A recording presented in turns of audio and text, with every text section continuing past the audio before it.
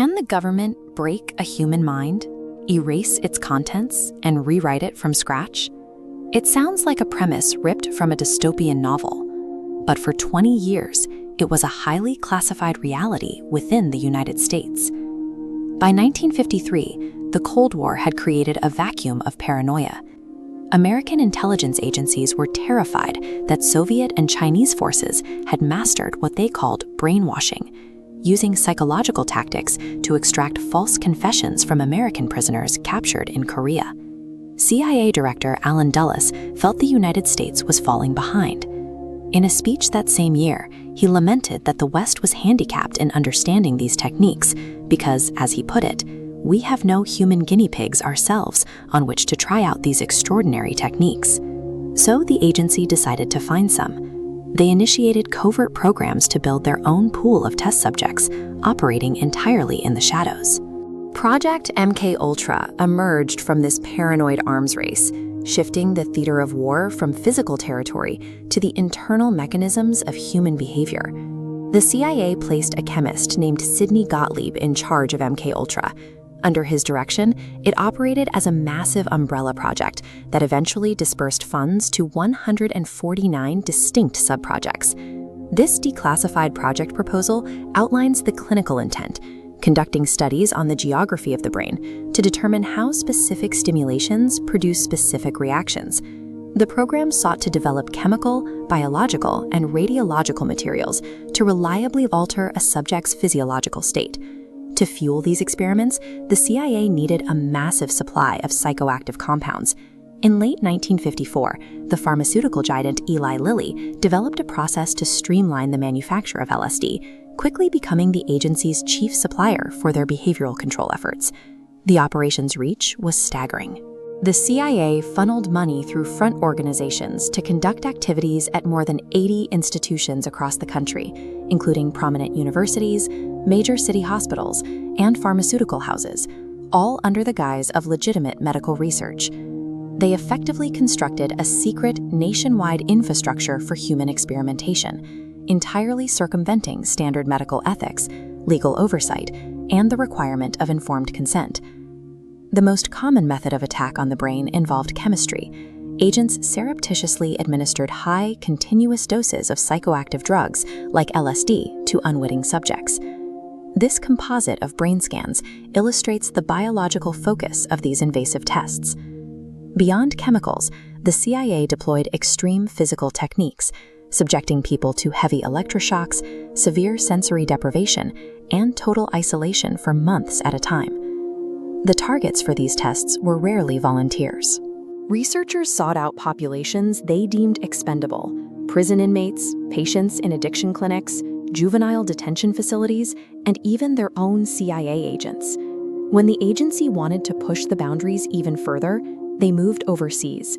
They established secret detention centers, or black sites, in Europe and East Asia, operating well outside the jurisdiction of American criminal law, in order to conduct their interrogations with total impunity. The ultimate objective was to perfect a two-stage method of psychological torture.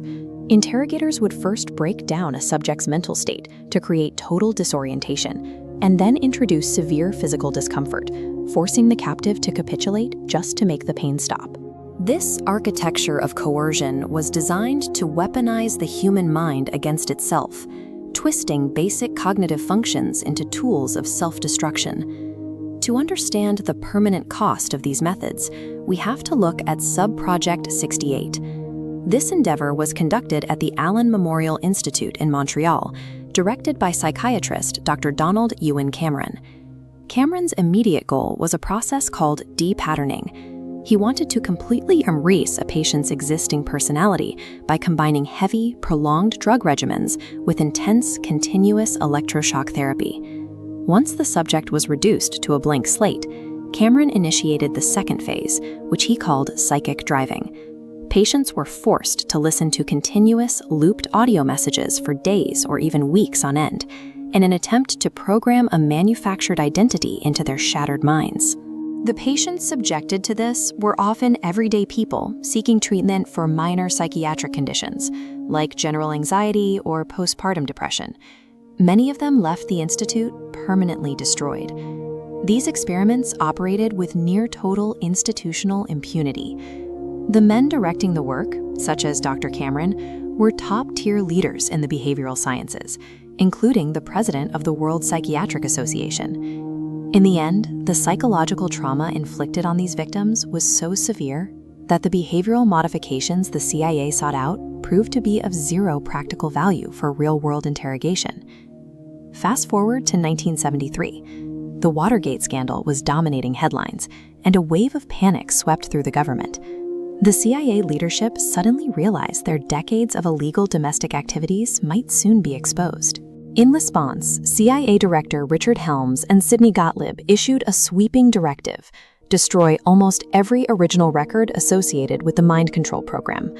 Gottlieb personally oversaw the shredding of 7 boxes of detailed progress reports. He wanted to guarantee that no individual researcher or official could ever be prosecuted for 20 years of non-consensual human experimentation. It was a calculated purge designed to permanently erase the darkest chapter in the agency's history and effectively silence the stories of the victims. But the cover-up was not perfect. In December 1974, an explosive investigation by Seymour Hersh in the New York Times brought allegations of illegal domestic experiments to light, touching off major congressional probes, including the Church Committee. Investigators soon discovered that about 20,000 documents had survived the shredders. They were mostly financial records and travel vouchers that had been misfiled in a separate building scheduled for a different audit. Look at this surviving memorandum from 1953. Documents like this one, detailing the impounding of LSD materials, provided researchers the crucial fragments needed to piece together the program's origins and its obsession with psychoactive chemicals.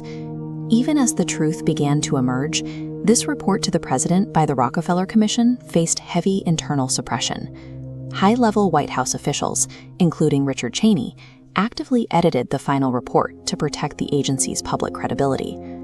Because of the purge, the true extent of the human experiments will never be known. What remains is a fragmented legacy of broken minds and a permanent, chilling mystery left